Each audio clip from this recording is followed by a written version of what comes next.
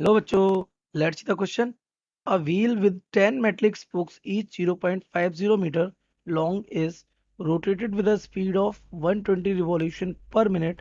in a plane normal to the Earth's magnetic field at a place. तो earth magnetic field के कैसा normally क्या कर रहा है ये रोटेट कर रहा है कौन wheel if the magnitude of the field is 0.4 Gauss, the induced EMF between the axle and the rim of the wheel is equals to option A 1.256 10 to the power minus 3 volt, option B 6.28 10 to the power minus 4 volt,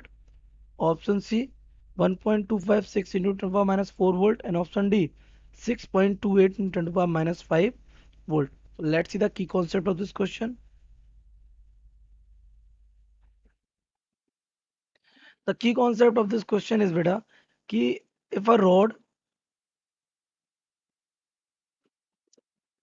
is rotating with angular velocity omega किसमें इन a magnetic field okay तो ये एक circular motion करेगी no problem तो अगर इस rod की length L है ना तो यहाँ पर जो इंड्यूस्ड ईएमएफ आता है तो इंड्यूस्ड ईएमएफ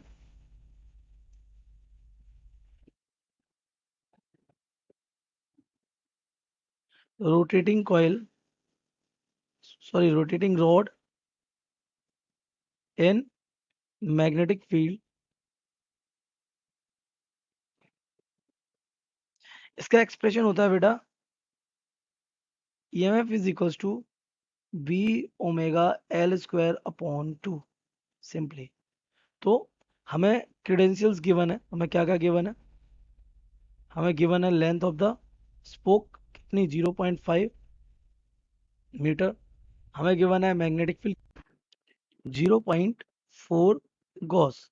अब गॉस को टेस्ला में कन्वर्ट करने के लिए आपको पता है सीजीएस यूनिट है तो मैग्नेटिक फील्ड में कितना गिवन है 0.4 into 10 to the power minus 4 tesla और we can say 4 into 10 to the power minus 5 tesla और हमें क्या गिवन है हमें गिवन है क्या it is revolving 120 revolution per minute frequency frequency F equal कितना है 120 रिवॉल्यूशन पर मिनट इसको हम कन्वर्ट कर लेते हैं तो ये फ्रीक्वेंसी हमारी आ जाएगी कितनी 120 upon 60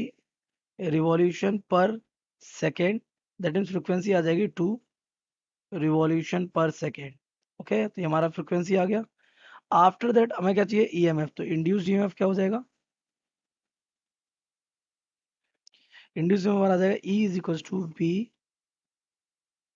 omega L square upon 2 omega को थोड़ा सा कन्वर्ट करना पड़ेगा तो it becomes B 2 pi F L square upon 2 तो 2 से 2 कैंसिल हो जाएगा तो हमारा ईएमएफ आ जाएगा v पाई एफ एल स्क्वायर तो अगर हम सबकी वैल्यू पुट कर दें ईएमएफ इक्वल हो जाएगा हमारा सबसे पहले क्या है बी की वैल्यू कितनी है 4 into 10 to the power minus 5 ये हमें गिवन है आफ्टर दैट हमें क्या पाई की वैल्यू होती है 3.14 फिर हमारा आता है ओमेगा फ्रीक्वेंसी ओके फ्रीक्वेंसी हमारी कितनी है 2 गिवन है और ये लास्ट में हमारा है एल स्क्वायर नहीं 0.5 का होल स्क्वायर वैल्यू पुट करिए तो 2 4 जाए 8 हो जाएगा 3.14 हो जाएगा इंटू 5 का स्क्वायर हो जाएगा 25 दैट मीन 0.25 और पावर आ जाएगी -5 तो ये -5 से -7 हो जाएगा दिस बिकम्स 25 8 जा 200 into 3.14 into 10 to the power हो जाएगा -7 तो ईएमएफ हमारा आ जाएगा 6.28 इंटू 10 टू दी पावर ये 2 हो जाएगा इंटू 10 टू दी पावर -7 हो जाएगा तो ईएमएफ आ जाएगा हमारा 6.28 into 10 to the power -5 volts लेकिन आपको नंबर ऑफ स्पोक्स भी गिवन है 10 तो आपको यहाँ पे एक चीज समझनी चाहिए कि EMF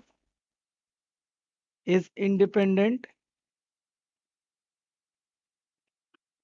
of number of spokes number of spokes पे पूरी तरीके से कैसा होगा इंडिपेंडेंट क्यों क्योंकि एक एक्सेल होगा और एक रिम होगी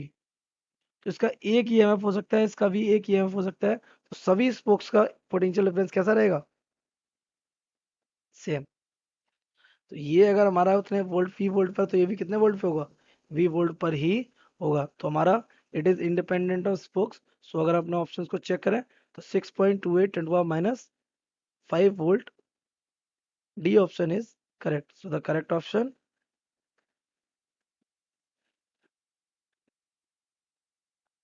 D. I hope you have understood it well. Best of luck.